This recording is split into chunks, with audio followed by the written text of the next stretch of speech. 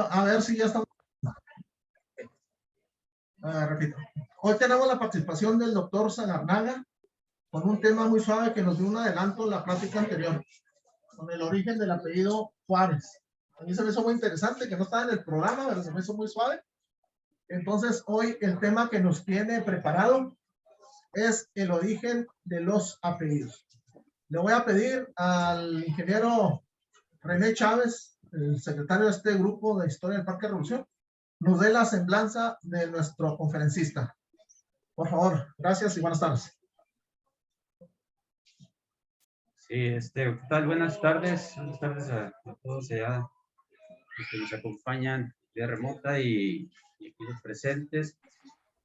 Y sí, pues el día de hoy ya los temas, ya salimos del ciclo de Juárez y el doctor Hernán Sagarnaga nos va a dar el tema de historia de los apellidos. Voy a leer aquí una semblanza del doctor. Él es originario de Ciudad Camargo, Chihuahua. Es coronel, médico, cirujano, otorrinolaringólogo del Ejército Mexicano. Actualmente retirado del mismo y ejerce en la práctica privada.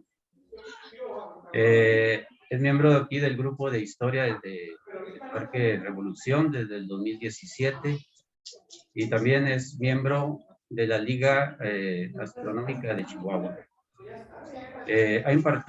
Nos ha compartido varios temas como la historia de la física, Hernán Cortés y la conquista de México, más recientemente la historia de las pandemias, y se me escapaba uno por ahí, todo el de las misiones aquí en el estado de Chihuahua.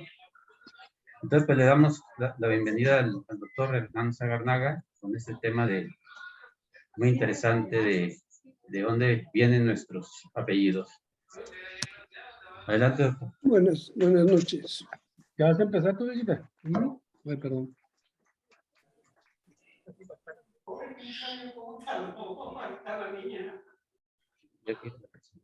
Sí.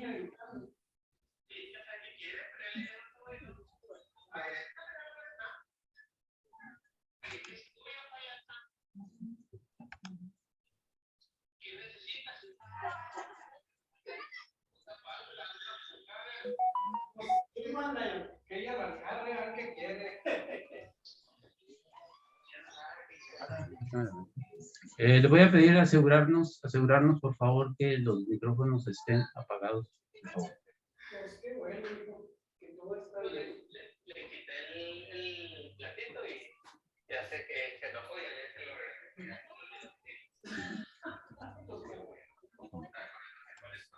Ah, ok, qué bueno.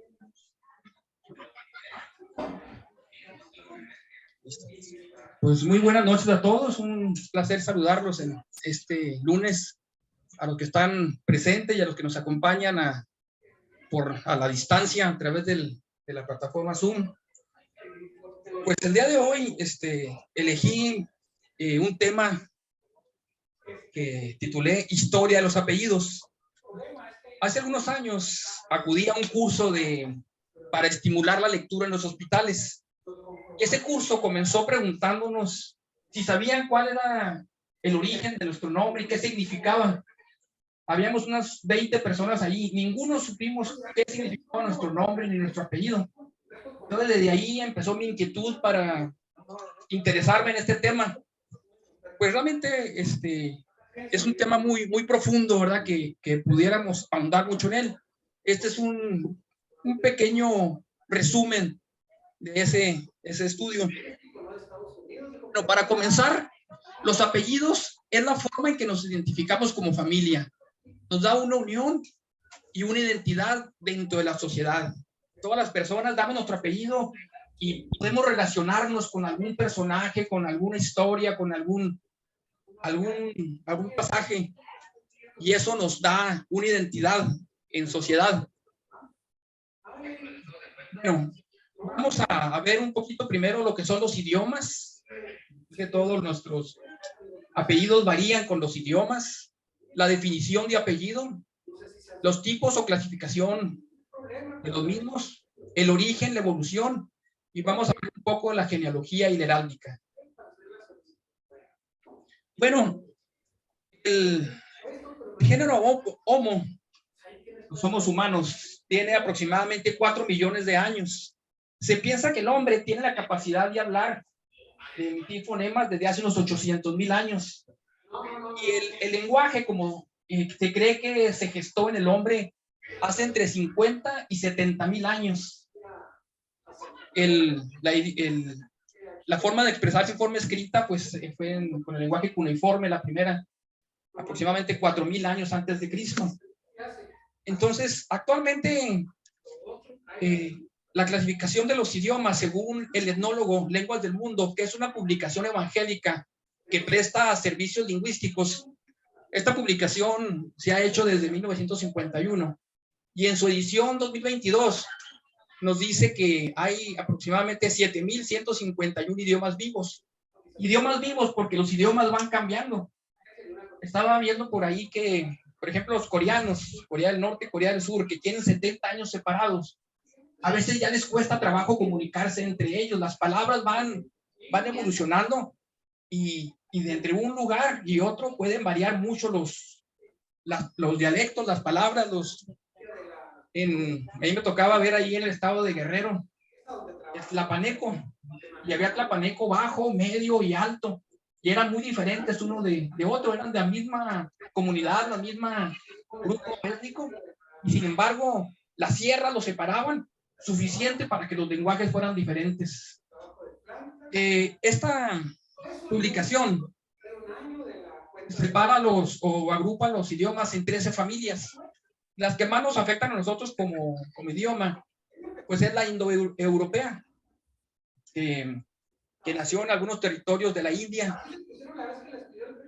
Otra familia lingüística es la sino-tibetana, de donde proviene el chino, que es el idioma más hablado en el mundo. Entonces, como estas dos familias, son 13 familias de algunas partes de Asia, África, de Oceanía. Aquí tenemos el árbol genealógico de esta rama indoeuropea, que a la vez se divide en dos, indoiraní y la europea. Dentro de la indoiraní, pues tenemos el persa, el bengalí, el hindi, o de la India. Y dentro de la rama europea, tenemos 3 grandes ramas, que es las lenguas eslavas, principalmente el ruso, las romances, que provienen del latín, como el español, el portugués, el italiano y el francés. Y hay una pequeña, otra rama mayor, pues sería el germánico, del cual proviene pues el inglés, el alemán y algunas lenguas eslavas. Una pequeña rama que podemos ver por ahí, pues es la helénica, del cual proviene el griego. Etimológicamente muchas palabras provienen del griego por los romanos. Vamos a ver ahí cómo los romanos influyeron en la difusión de esta lengua.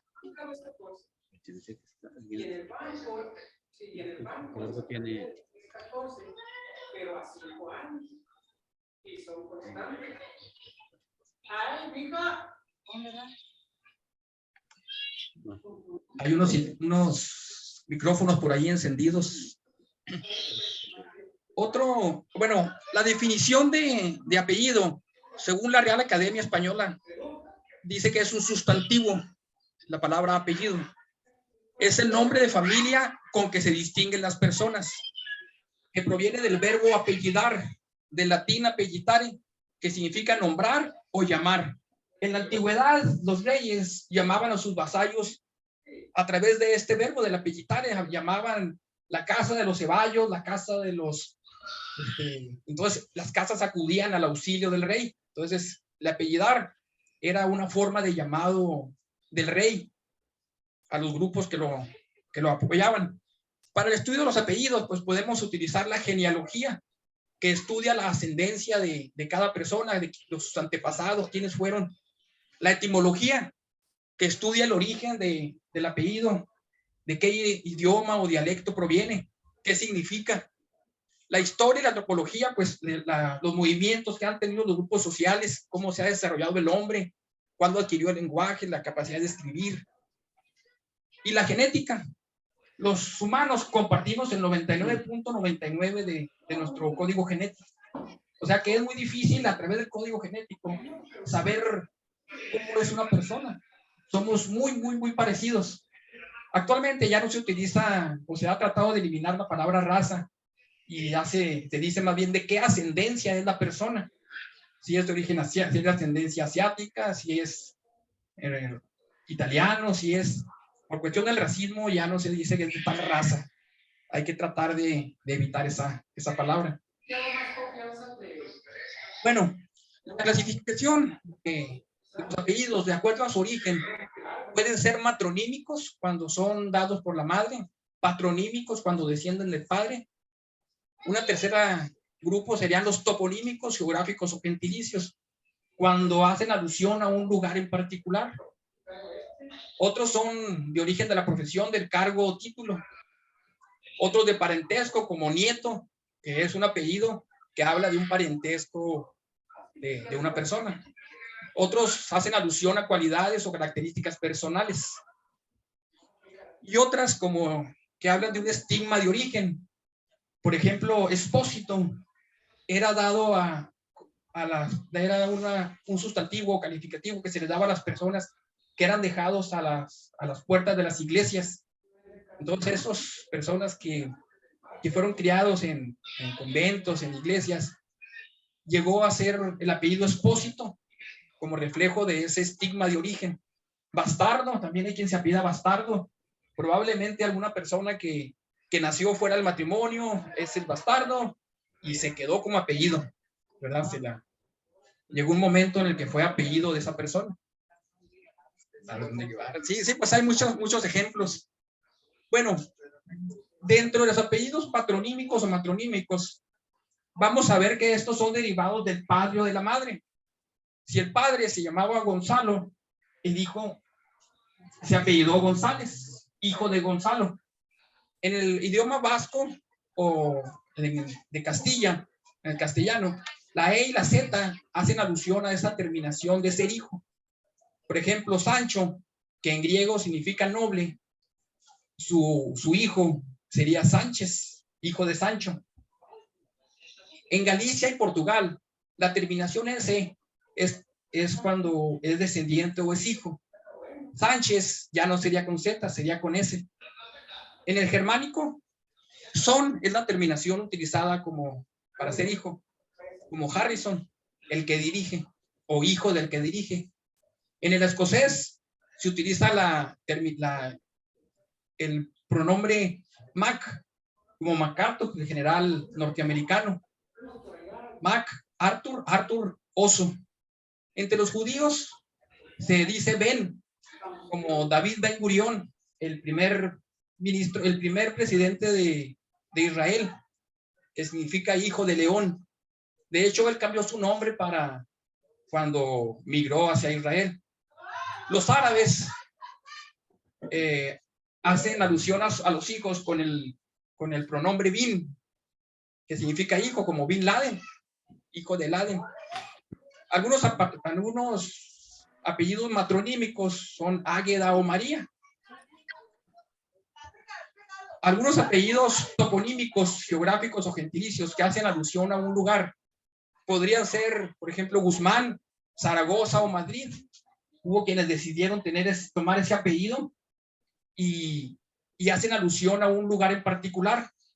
Guzmán, pues viene del germánico Gutmann, buen hombre.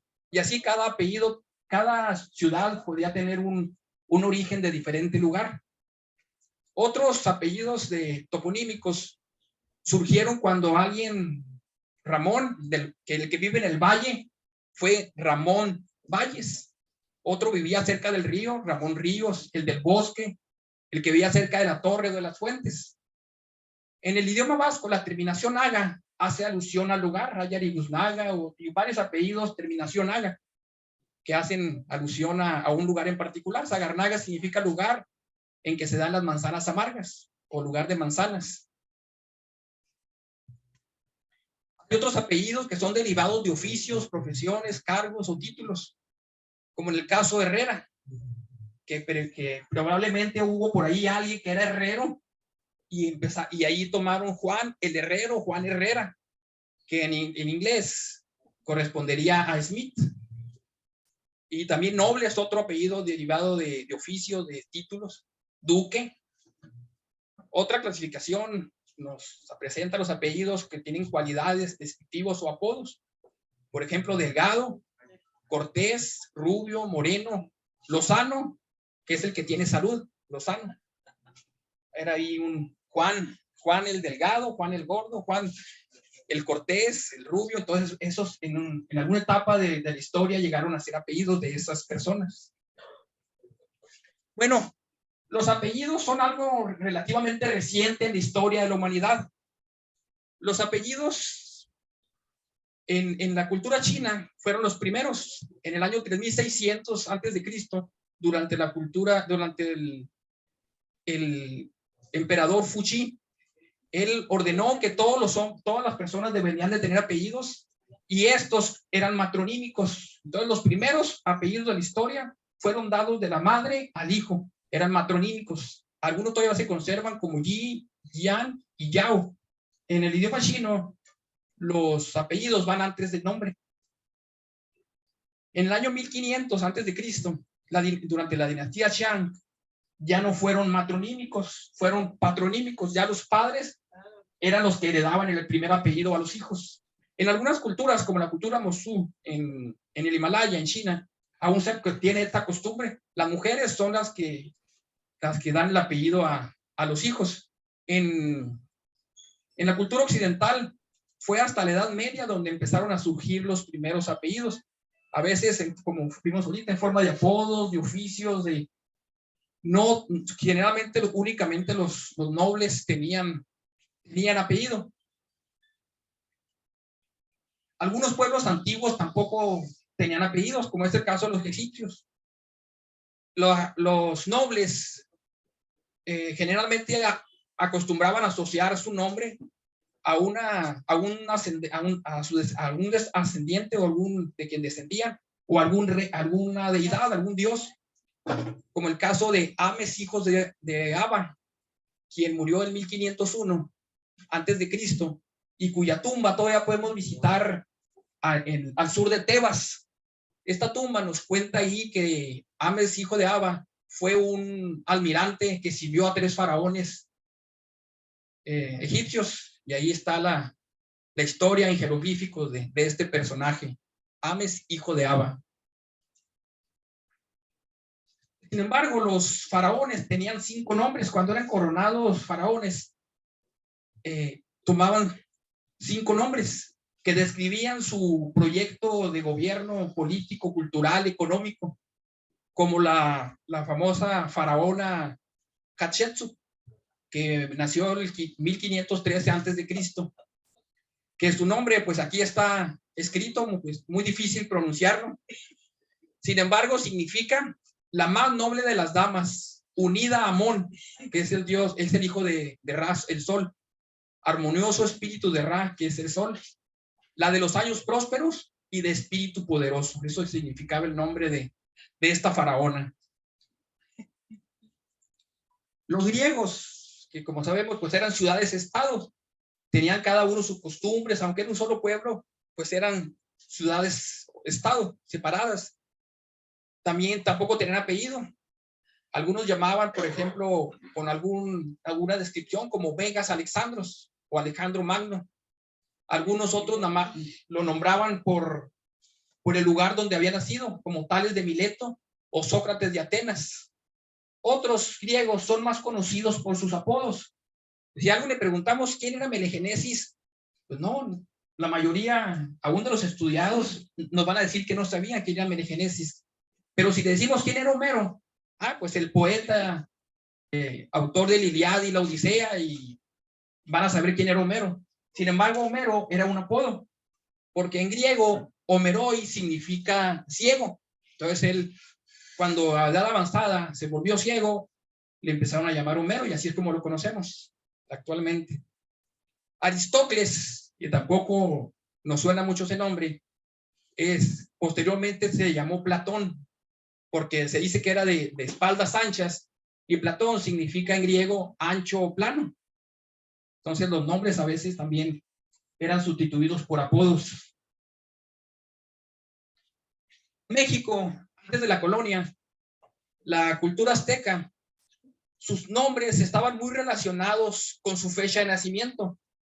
Realmente el nacimiento de un nuevo miembro de esta cultura era todo una ceremonia, desde la forma en que se anunciaba que la mujer estaba embarazada. La comadrona llegaba 5 días antes de la casa y se iba 5 días después del nacimiento. El cordón lo ponía, si era hombre, lo enterraban en tierras enemigas. Si era mujer, cerca de la chimenea. Esa era la costumbre. A los 8 días, el padre iba con los sacerdotes para nombrar a las mujeres, y a los hombres al 9º día se les daba el nombre. Le llevaba entonces a los sacerdotes aztecas la fecha exacta de nacimiento, y en base al calendario azteca elegían cuál era el nombre que iban a recibir. Aquí en esta fotografía tenemos el calendario azteca o la piedra del sol. Este es un monolito que fue tallado con piedra procedente de Xochimilco y fue llevado 22 kilómetros hacia el centro de la Ciudad de México. Es una piedra que pesa 25 toneladas y mide 3,60 metros de diámetro. En esta fotografía vemos al presidente Porfirio Díaz. Realmente hay fotografías casi de todos los presidentes al lado de esta piedra.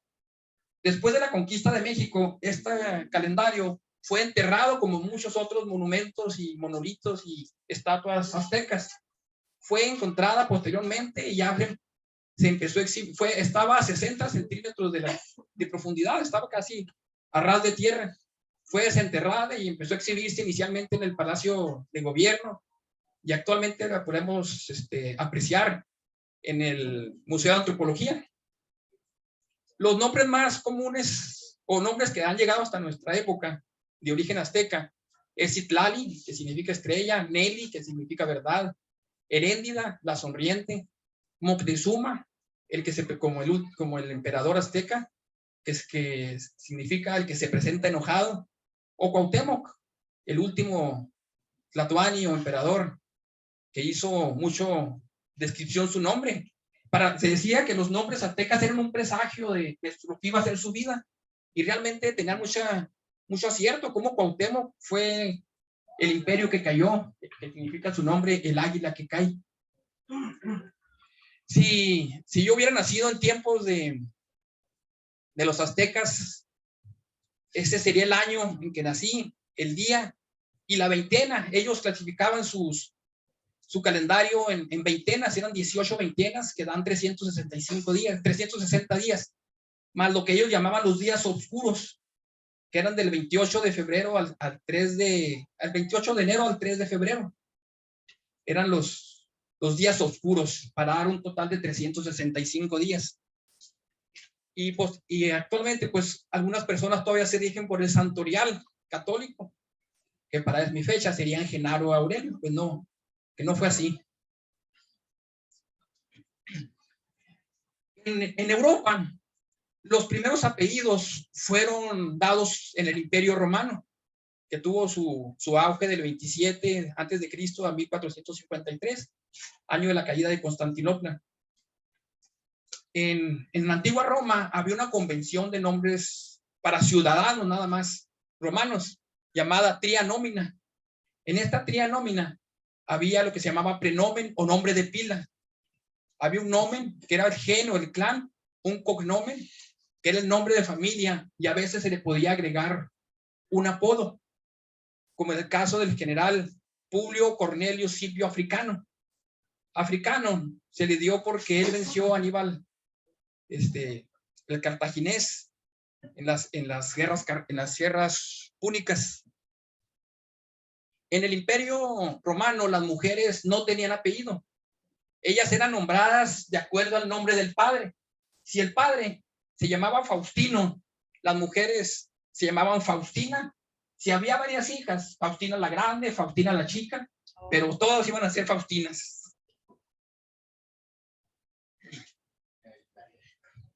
En el año 410, el rey visigodo Alarico I, huyendo de los pueblos hunos, empezó una migración y conquista en Europa hasta tomar y saquear Roma, lo que fue la caída del Imperio Romano de Occidente.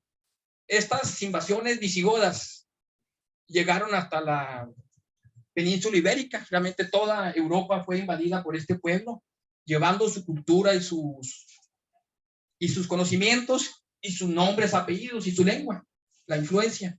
Y fue en este periodo donde empezaron a aparecer los primeros apellidos. Inicialmente eran usados únicamente por la nobleza. Algunos lo usaban, otros no. En documentos oficiales así era. Unos lo usaban y otros no, no era una obligación.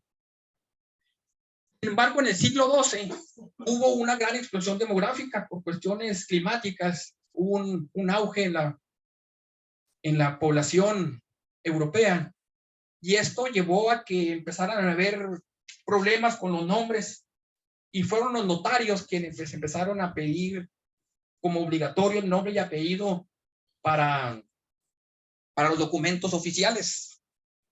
Pero fue hasta el año 1501 en que el cardenal Francisco Jiménez de Cisneros, arzobispo de Toledo, tercer inquisidor general de Castilla, ordena adoptar los apellidos de los padres. Esto fue en Castilla. Aún no existía lo que conocemos como España. España se originó a partir de 1556, cuando Carlos I abdica a favor de Felipe II, y es cuando ya se integra algo más parecido a lo que conocemos hoy como España. Como sabemos, ya España recuperó los terrenos moros en 1492. Sin embargo, fue hasta 1556 que aparece España como tal. España era de un vocablo griego, porque le llamaban la península ibérica, Hispania, y llegó a ser España, que significa nido de conejos.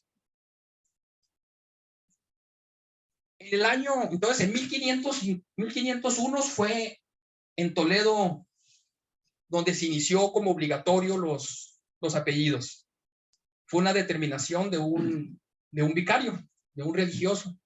Sin embargo, en 1538 en Inglaterra, Tomás Crowley, otro religioso, el vicario general del rey Enrique VIII, ordena a todas las parroquias llevar un libro de bautizados, casados y difuntos.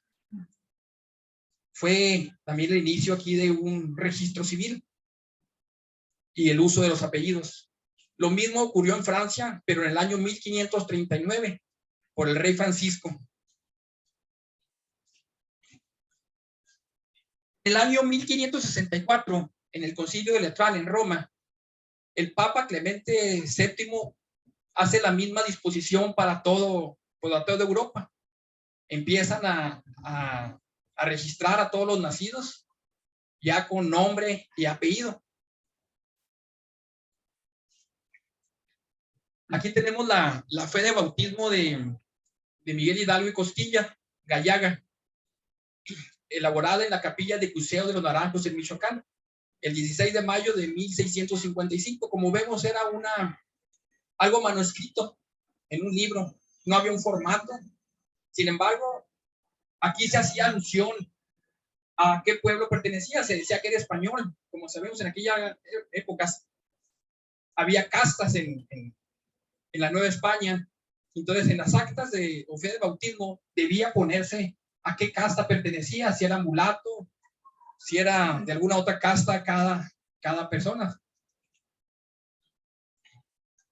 En la Nueva España continuó siendo igual. En los primeros años de independencia, la iglesia era la encargada de llevar el registro y nombre, apellido de los recién nacidos, de los difuntos, de los matrimonios. Y fue hasta el año 1859, 28 de julio, cuando el presidente Benito Juárez, durante la Guerra de Reforma en el puerto de Veracruz, que expide la ley orgánica del registro civil, la misma que se aplicó hasta 1861 en el Distrito Federal, en la Ciudad de México. En un principio, pues era un manuscrito como el que vimos de de Miguel Hidalgo, como la fe de bautismo, no había un formato preestablecido. Y fue muy recientemente, hasta 1935, durante el gobierno de Lázaro Cárdenas, que ya se ordenó que hubiera un formato preimpreso en el que se debían de basar para la elaboración de las actas de nacimiento. Sin embargo, aunque había este formato, no había una formalidad no tiene todos los candados o medidas de seguridad que tiene ahora. Podía llegar una persona pero era común que las personas nacieran en los ranchos y allá no hay registro civil. Bajaba el capataz, el pariente, el tío, el abuelo y registraba a los nacidos de aquel rancho. Entonces no había tanta seguridad como lo hay ahora. Y sí, estas actas de nacimiento, yo creo que la mayoría de nosotros podemos tener nuestras actas de nacimiento escritas a mano, ¿verdad? Fue hasta el año 1979 en que se ordenó que todas las actas de nacimiento deberían estar en forma mecanográfica. Actualmente, pues ya están en forma digital.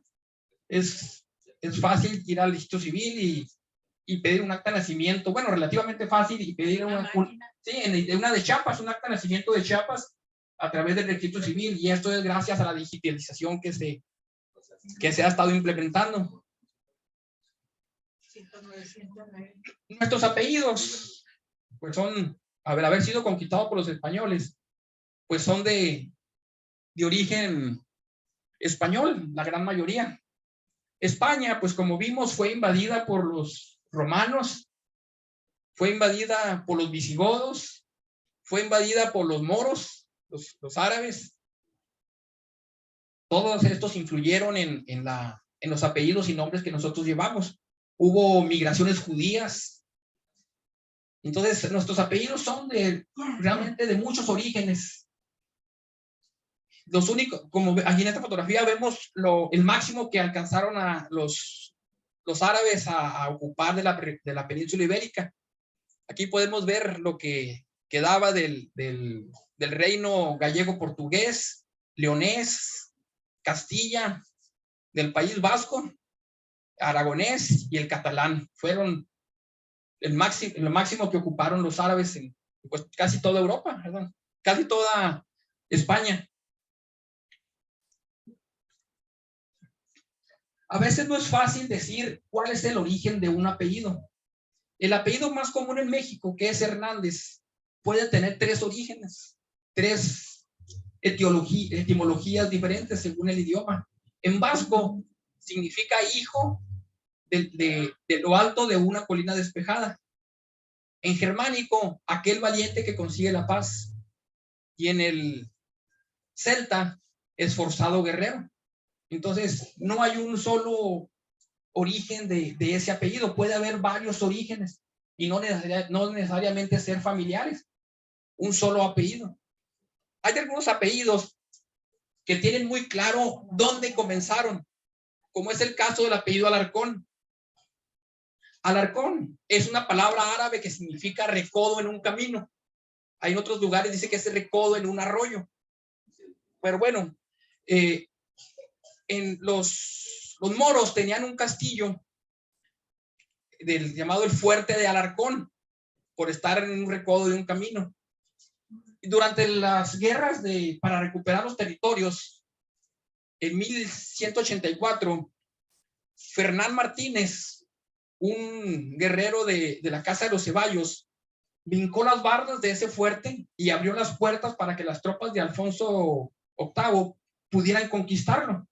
Entonces el rey determinó que ese personaje, Fernán Martínez, podía llevar el apellido Alarcón, y así nació ese apellido, que siendo aunque es una palabra de origen árabe, fue dada a un español, a un originario de la península ibérica. Otro apellido también que tiene su origen más o menos claro es Cabeza de Vaca, como el primer europeo que pisó tierras chihuahuenses, Nuño Cabeza de Vaca. Nuño, pues es un nombre que ya no es tan utilizado actualmente. Este apellido se dice que durante la batalla de Navas de Tolosa, en 1212, Martín Alaja, un pastor que conocía muy bien el terreno en esta área, marcó el camino que debían seguir las tropas de Alfonso VIII para conseguir la victoria. Iba marcando el camino con cabezas de vaca. Entonces los guerreros siguieron un camino que los llevó a la victoria. Entonces el rey le concedió a Martín hacer su escudo de armas con 6 cabezas de vaca, que a la postre fue el apellido que tomó. Martín, cabeza de vaca, siendo el primero que llevó este apellido. Sin embargo, la mayoría de los apellidos se pierden su origen en la historia. No hay un origen muy claro. Por ejemplo, tenemos que Chaves es un apellido toponímico de origen portugués, por un lugar en Portugal que se llama Chaves, que significa llaves. De ahí viene este apellido. Salcido también es toponímico, lugar de sauces. Martínez hace alusión a Marte, dios de la guerra. Entonces Martínez sería hijo de Marte, dios de la guerra. González es como si fuera hijo de Gonzalo, guerrero germano. Con precisión extrema. García es una... ¿Y esto cómo lo puedo poner grande? Ahí que te está explicando aquí, Oh, creo yo. García, que es el apellido más común en España actualmente, es de origen vasco, de Hartz, que significa Llegaste a tiempo, como Flora. no. un apellido. Doctor, permítame. Sí. René, diles ahí que apaguen Sí, micrófonos, que no lo puedes apagar todos. Ya A ver, vamos a ver si podemos apagar los micrófonos.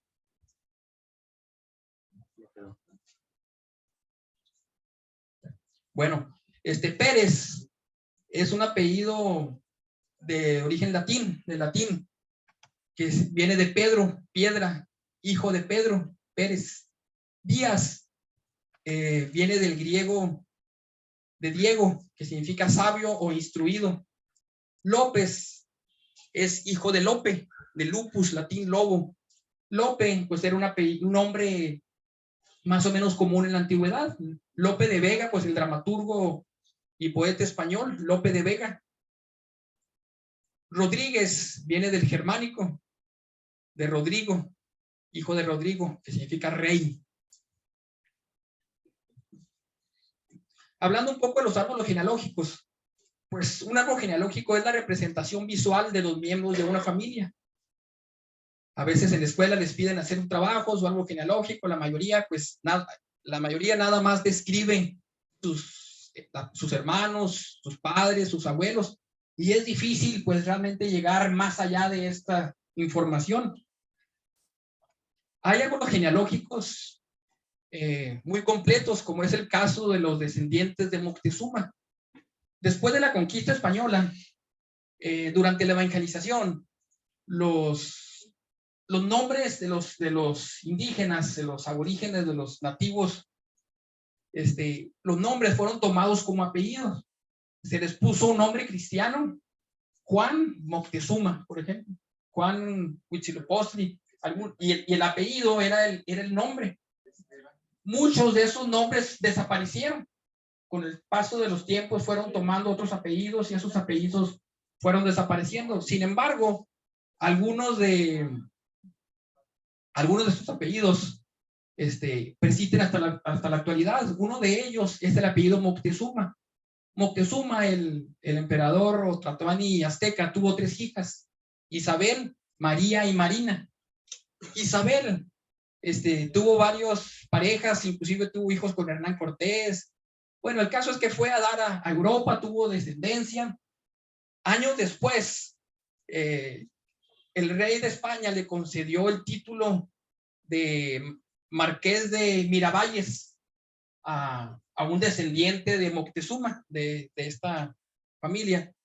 Y actualmente todavía en México se cree que hay unos 700 o 800 descendientes de Moctezuma, las cuales hacen sus reuniones y están bien más o menos localizados. En España hay unos 300 descendientes de Moctezuma que comparten este árbol genealógico. Como ven, pues es una parte, ¿verdad? Además de los descendientes. Pero yo tuve la fortuna de de que en mis manos cayó un libro que se llamaba Historia de las primeras familias de Camargo. Hubo una persona que se dedicó a principios del siglo pasado a recolectar nombres y en forma de árbol genealógico, crear precisamente un árbol genealógico de esas familias. Y por eso yo tengo información de mi familia desde el año 1780, 9 generaciones. Yo lo he ido ampliando y actualmente, aunque yo pienso que es como el 20%, tengo más de 500 nombres que llevan el apellido Sagarnaga. Muchos no van perdiéndose el apellido, sin embargo, aquí están. Que conservan el apellido hay 500, pero en este árbol genealógico hay unas 2000 personas. Y yo pienso que es el 20% de lo que debería ser. Aquí vemos que mi bisabuelo tuvo 3 esposas, tuvo 18 hijos, mi abuelo tuvo 9 hijos y 76 nietos. Entonces, pues las familias son amplias. Muchas mujeres morían en el parto. Entonces era una causa de lo que los hombres a veces tenían varias mujeres en esos tiempos. No era por otra cosa, ¿eh? Bueno, otra rama de los apellidos se relaciona es la heráldica. Heráldica es la rama de la historia que estudia los escudos de armas. Un estudio de armas es la representación de las hazañas que ha hecho alguna persona. Inició desde tiempos inmemoriales. Los guerreros ponían en su escudo alguna hazaña que ellos habían realizado, era su escudo de armas. Inicialmente era individual. Sin embargo, en el siglo XIII empezaron a ser hereditarios. Las familias empezaron a tomar las hazañas de sus antepasados en su escudo.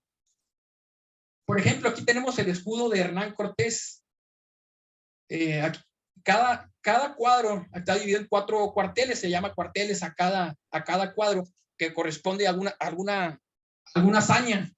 En el primer cuadro tenemos el escudo de las Austrias, del que era descendiente, se consideraba descendiente de Hernán Cortés. Asimismo, en el segundo cuartel tenemos 3 coronas que corresponden a los 3 tlatoanis o emperadores aztecas a los que combatió y venció, que eran Moctezuma, Xicoténcatl y Cuauhtémoc. En el lado inferior derecho tenemos sobre fondo rojo un león que significa la constancia y el valor, y el rojo es la sangre vertida durante las batallas en que participó Hernán Cortés. Como sabemos, Hernán Cortés peleó tanto en Cuba como en México. Y en el lado inferior derecho tenemos una representación de la ciudad de Tenochtitlan, capital del Imperio Azteca, que fue el que conquistó Hernán Cortés. Entonces, por eso este es el escudo de armas de Hernán Cortés.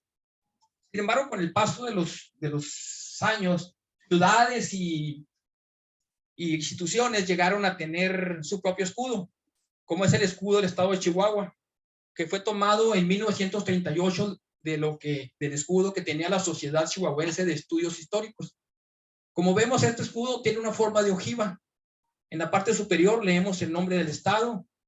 En los costados, el lema del estado: valentía, lealtad y hospitalidad. En el cuartel superior tenemos los cerros que vigilan la ciudad capital: el Cerro del Coronel, el Cerro de Santa Rosa y el Cerro Grande.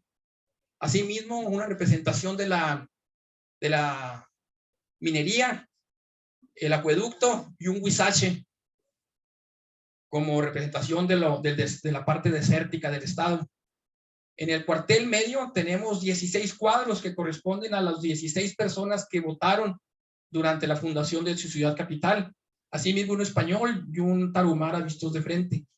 En el cuartel inferior, sobre fondo azul y de color de oro, tenemos la catedral de la ciudad de Chihuahua. Bueno, como conclusiones, podemos tener que los apellidos generalmente tienen varios orígenes y no necesariamente relacionados unos con otros. Fue hasta 1501 en que empezaron a ser obligatorios, aunque aparecieron durante la Edad Media. Fue hasta 1501 en que se hicieron obligatorios. En México fue en 1859, durante la Reforma, en que el clero dejó de llevar el control de estos registros y pasó al Estado. Fue hasta 1935 que hubo un formato y hasta 1979 que fueron impresos en forma mecanográfica. Y pues los apellidos siguen evolucionando. No es una historia que ha terminado. Todos tenemos, cada persona tiene una historia que contar y dicen que nadie muere sino hasta que es olvidado. Entonces, no nomás es tener presente nuestro apellido, sino también legar nuestra historia a las personas que vienen atrás de nosotros. Pues esto es básicamente la plática. Muy bien.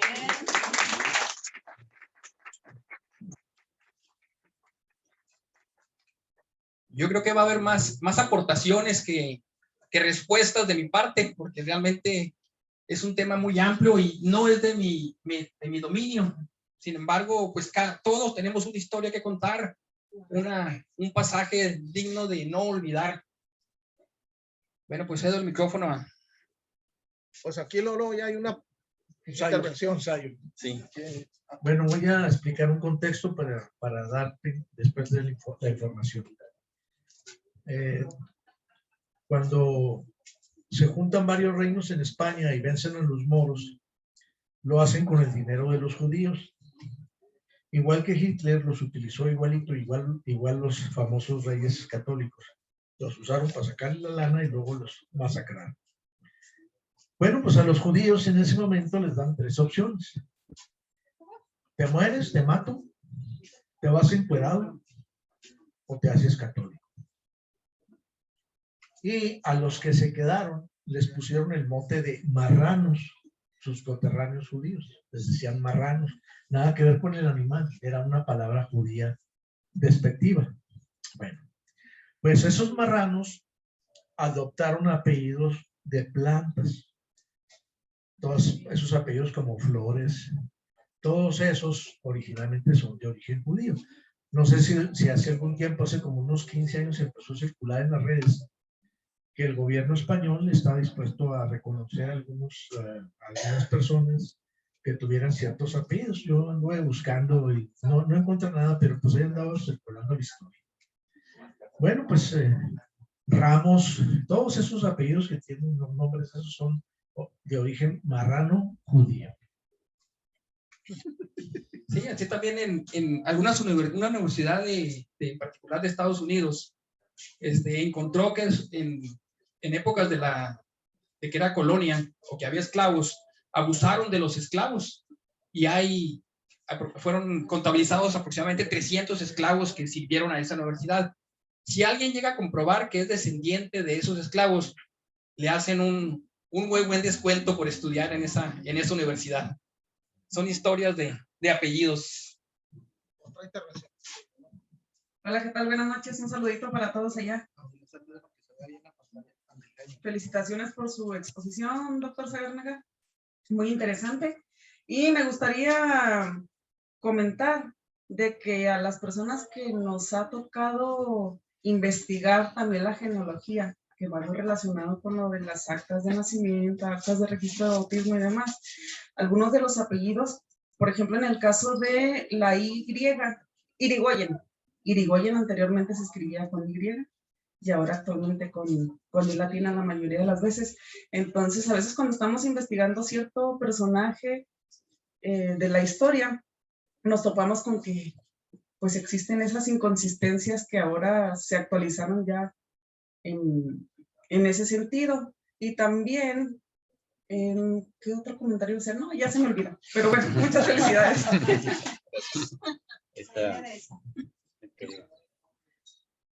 Héctor.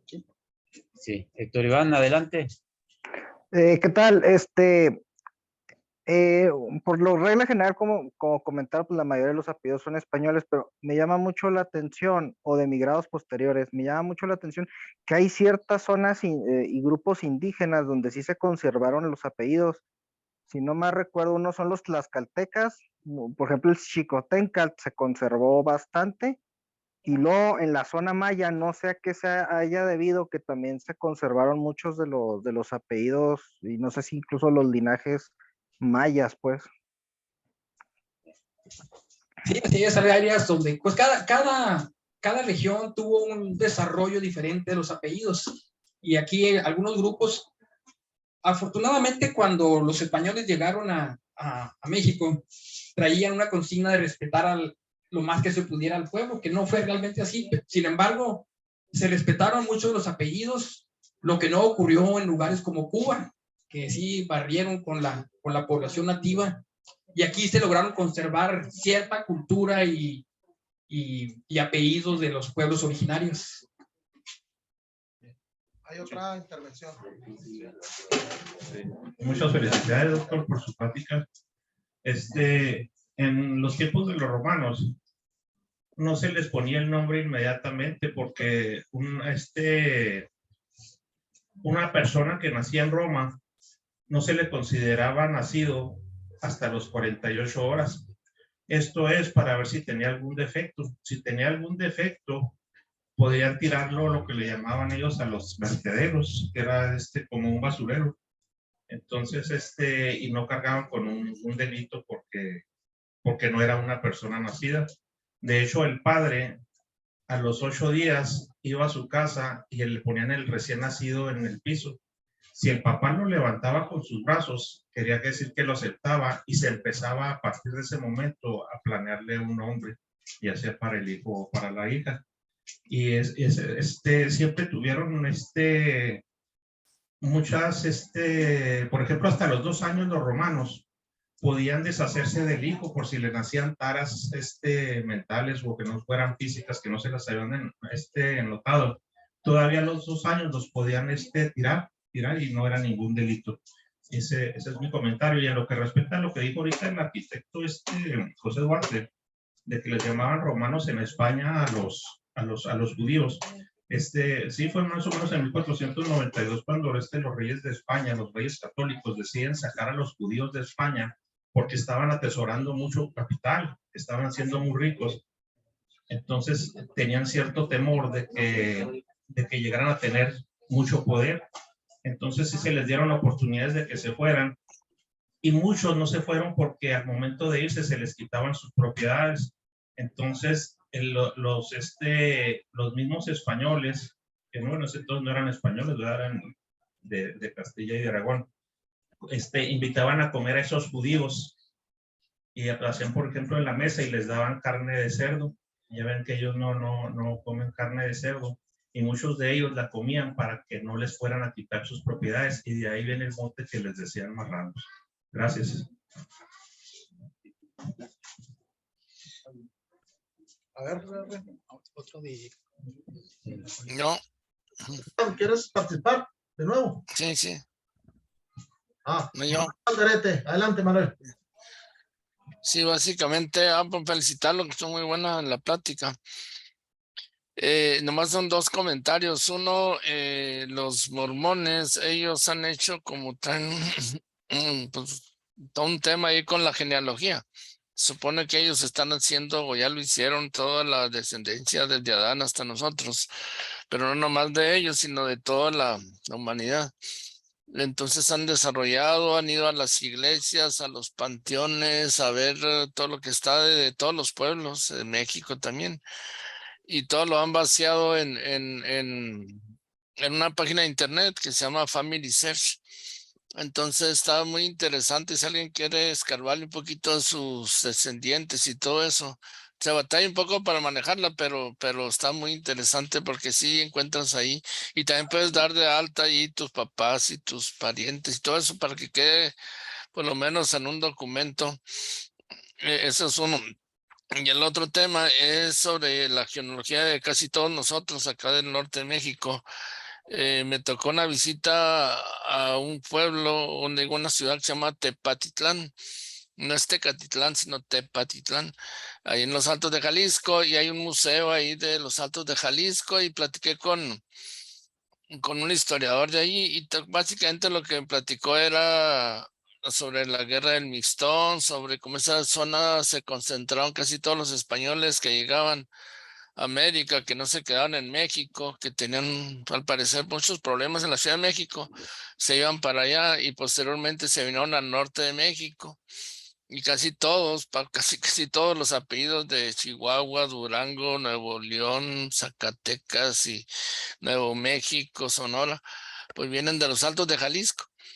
Y lo más interesante es que hicieron un libro que son 2 tomos que se llama Retoños de España, apellidos de la Nueva Galicia, de Mariano González. Entonces eso es una joya, ese libro. Yo conseguí un tomo, pero no conseguí los 2, voy a conseguir los 2. Pero está muy interesante porque ahí tú pones tu apellido y ahí viene estos, llegaron a tal pueblito de Jalisco, y estuvieron tanto tiempo y total muchos se quedaron ahí, siguen estando ahí los apellidos, pero casi todos los de nosotros están ahí en esa lista.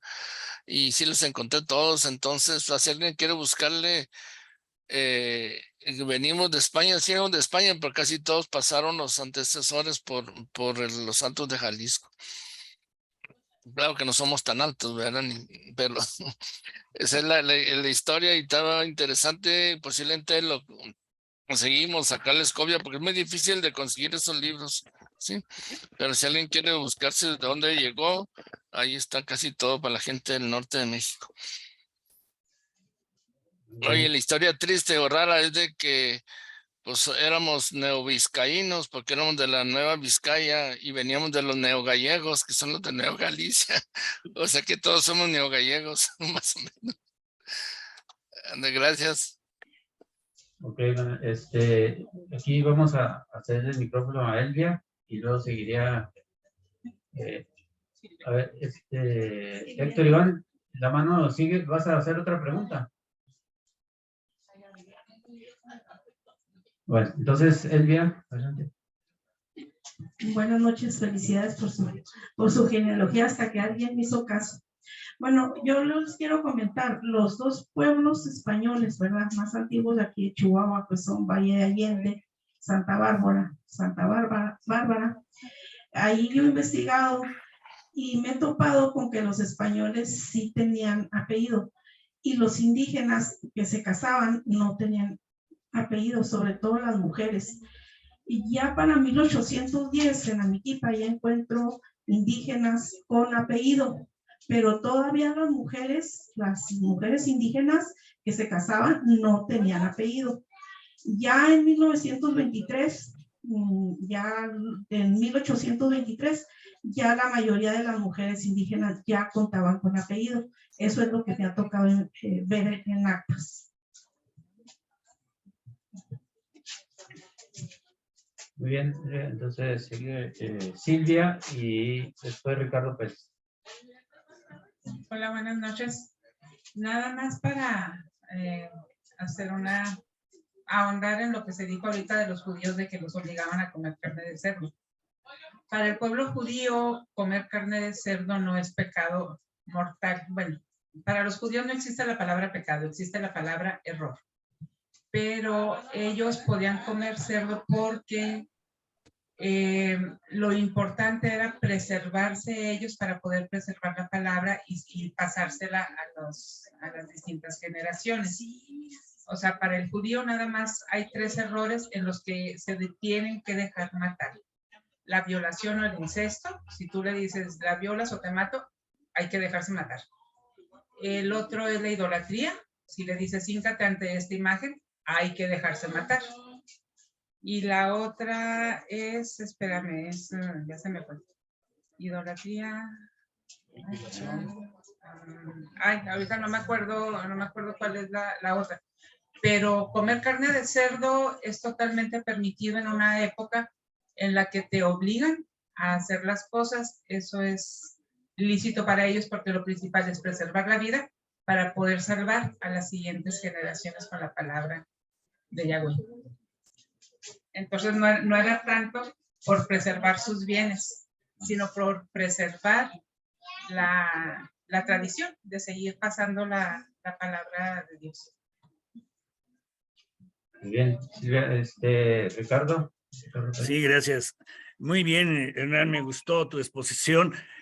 Yo nada más quisiera ampliar un poco la evolución de los apellidos, como decías, continúa Uno de los casos es los apellidos combinados, ya sea por razones de poder, de pose, etcétera, ¿no? O sea, como Silva Herzog, por ejemplo, ¿no?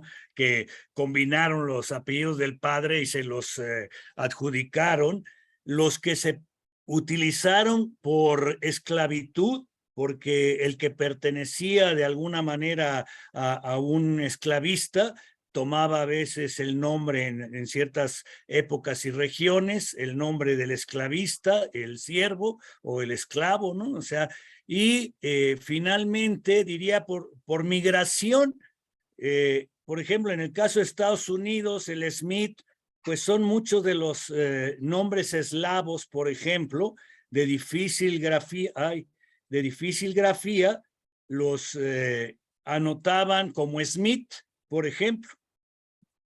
Entonces, todas esas variantes cambiaron mucho los apellidos y lo seguirán haciendo todavía, ¿no? Pero me gustó mucho, gracias. Muy bien, Ricardo. Guillermo Muñetón. Por ahí Sí, gracias. Igualmente, como dicen los compañeros, excelente su plática, doctor. Creo yo que otra causa modificatoria de los apellidos, no sé hasta qué punto sea de importancia, es el error, sobre todo en los lugares, en los ranchos. Yo me acuerdo cuando estaba en la secundaria, en mi pueblo, en mi municipio, era un problema, nos devolvían a todos porque llena de errores. De los que me ha tocado detectar, por ejemplo, Subía, yo conozco personas Subia porque lo hicieron con S y le quitaron el acento.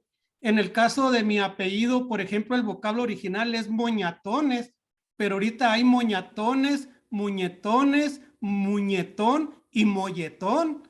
Entonces, no sé, doctor, hasta qué punto podamos tomar en cuenta esto. Gracias, saludos a todos. Sí, pero en el caso de mi apellido también hay Sagarnaga con S y Sagarnaga con Z. Entonces es errores ortográficos durante la elaboración del acta y ya que se crea un nuevo apellido. Así es. Sí. Bueno, te quiero comentar que también sucedió otro fenómeno, así como el que dicen de los esclavos en Estados Unidos. Cuando llegaba la gente, que eran cantidades tremendas de europeos rumbo a Estados Unidos, en cuanto bajaban del barco les preguntaban su apellido. A los que tenían apellidos católicos, que eran obvios, inmediatamente los vestían de azul y los mandaban a la guerra civil. Era una verdadera tragedia. Y segundo, si tenías un apellido que tenía una terminación rusa, polaca, o checoslovaca, o de aquellos lugares, les quitaban el apellido. Buscaron eliminar todos esos apellidos lo más posible. Y obviamente les ponían Smith, Robinson y todos esos apellidos más comunes de Estados Unidos y les quitaban esos apellidos con apellido de terminación esquí de Rusia, de Polonia, de todos los países. Gracias.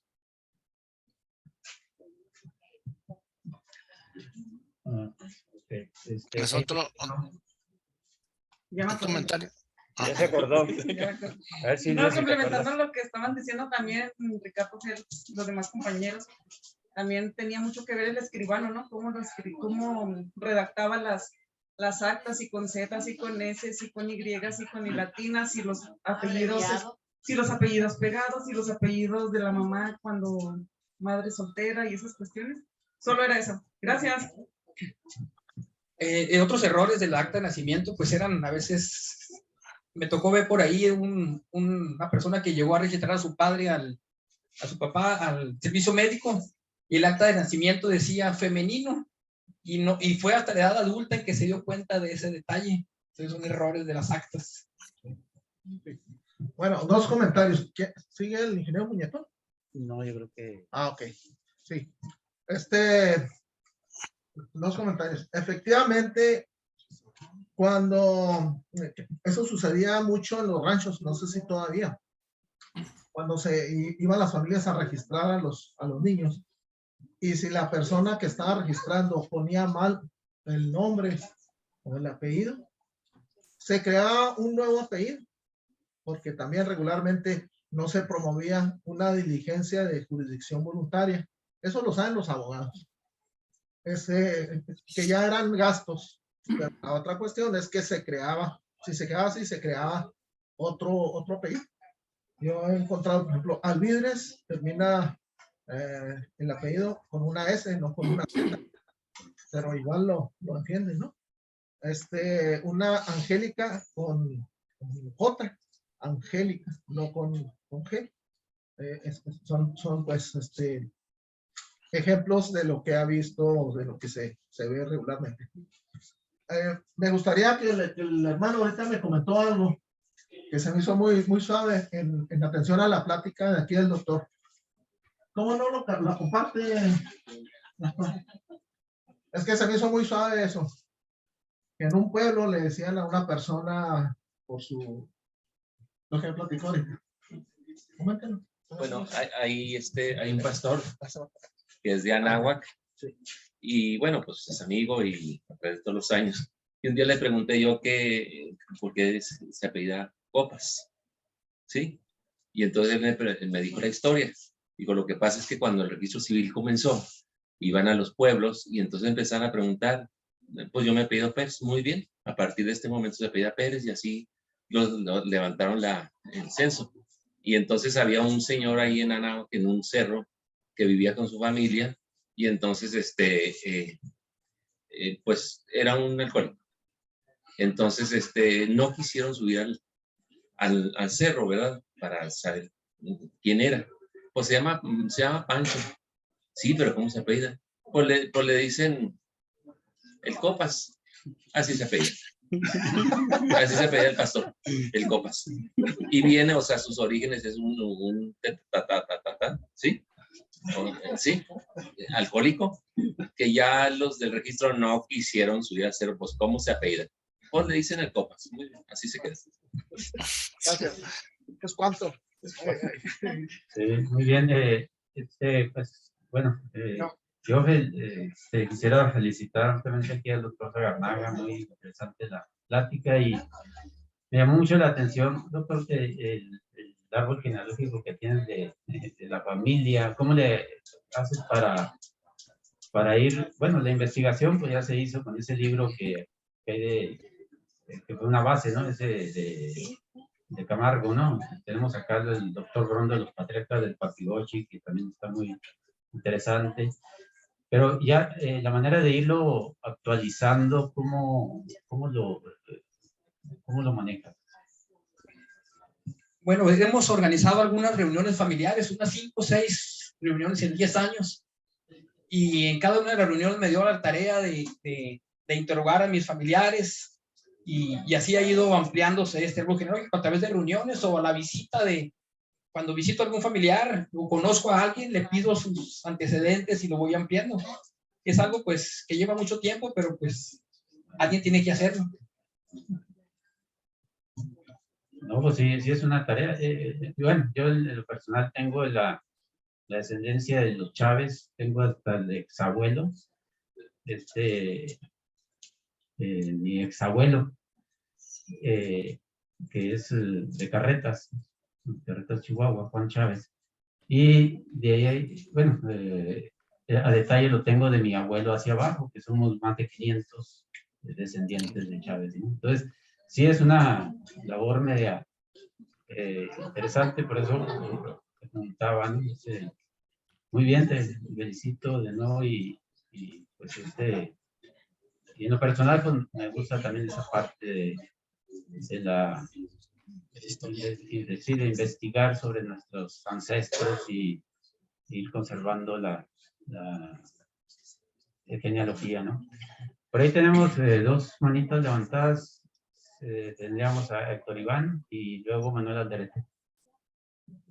Ahí con el tema del registro civil y de, bueno, de que en principio hay cantidad de nombres y modificaciones que se han hecho precisamente por errores. Hay un tema curioso, por ejemplo, nombres como María Guadalupe, María Antonia, etcétera. El Ma, no sé, esas personas en realidad ilegalmente se llaman Ma, no se llaman María. Entonces, es común que tengas que adecuar toda la documentación o en el mejor de los casos hacer la modificación de acta, que puede ser administrativa, pero cuando es un error muy leve o que tenga que ser jurisdicción voluntaria, como mencionó el maestro, vía judicial y pues para completar el nombre. Pero el nombre que va a prevalecer siempre o que puedes meter es el que tú has estado utilizando en otros documentos para concatenar.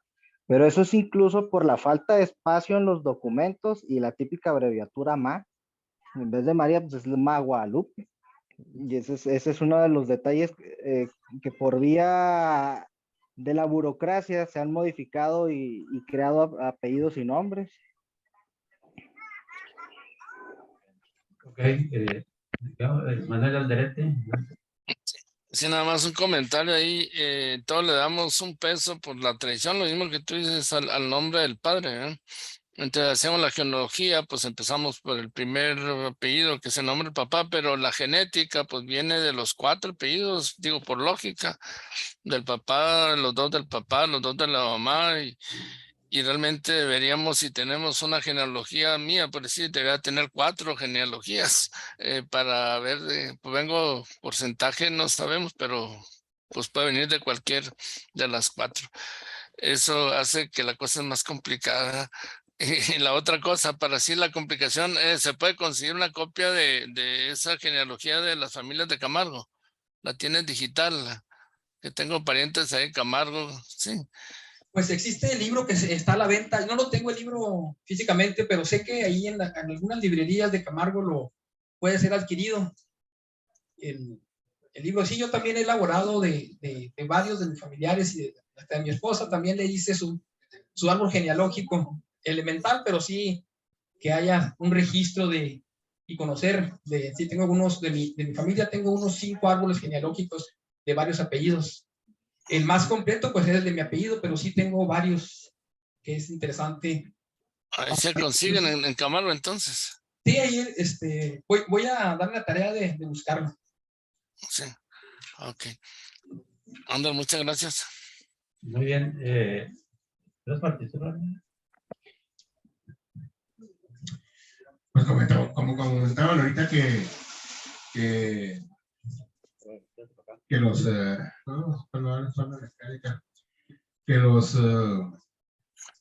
los nombres o los apellidos sean muchas veces dados por los apodos, por los o nombres que se sean apellidos, por ejemplo Alonso, que se hizo apellido, ¿no? Hay varios. Salvador también es apellido, en fin. Y pues a mí por poco me pasa eso. A mí me atacaron cuando me iban a registrar, me pusieron Guillermo Porfirio, y la secretaria le atacó a Armando. Guillermo Porfirio Armando registró a la señorita secretaria en mi acta de nacimiento, y me apellido Cervantes Treviso. O sea, yo me llamo Guillermo Porfirio Armando Cervantes Treviso. Pero la señorita secretaria se le pegó la gana y me lo atacó y se me quedó, y hasta la fecha aquí lo tengo plantado. Oye, la otra son los apellidos ahora que están surgiendo del WhatsApp. ¿Cómo se llama? Por lo que pusiste en el WhatsApp. Entonces yo tengo muchos que tengo, es por lo que, de dónde son o si son chaparros o altos. Esa es la nueva moda. No tengo un comentario. Adelante. Un último comentario. Todos tenemos conocidas, que se llaman María Celeste, María Elena, María no sé qué. He conocido varias Marías que su acta de nacimiento dice M.A. Elena. Y eso ha causado unos problemas terribles en toda su vida. Porque le escribieron el kinder y en el kinder le pusieron María Elena, no M.A. Elena. Cuando ya llegan asuntos legales, se tienen que ir con los abogados para que arreglen ese asunto. Y toda su papelería, acta de nacimiento, desde kinder hasta lo que hagan, se tiene que modificar. Conozco una mujer española que llegó aquí y le hicieron su acta de nacimiento mexicana. Ella trabaja en Cementos de Chihuahua y le pusieron NA. Y ahí me enteré de todo ese calvario. Porque ella, años y años resolviéndolo y fue un pleito. Gracias. Ahí, de hecho, lo normal es que lo que se corrija es el acta, porque como si tú demuestras que toda tu vida utilizaste un nombre, la que modificas es el acta, porque es prácticamente imposible modificar todo tu historial de vida. Muy bien. Bueno, pues, Si quieres, no, pues despedimos la sesión y luego vamos a, dejamos de grabar. vamos a terminar la